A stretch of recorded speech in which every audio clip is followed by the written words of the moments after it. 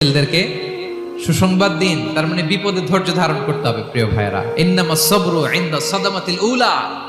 বিপদে আমরা অনেক সময় প্যানিক হয়ে যাই, অস্থির হয়ে যাই, কি করব, হতাশ। না, মুমিনরা হতাশ হয় না, ধৈর্য ধারণ করে। কি করে? কি করে?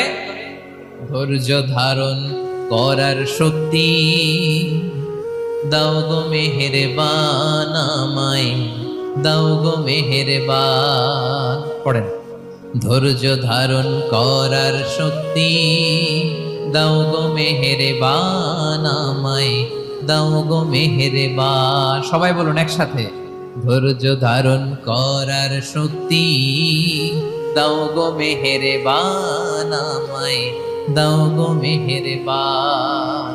বুকের ভেতর ব্যথার নদী বইছে অবিরা, বইছে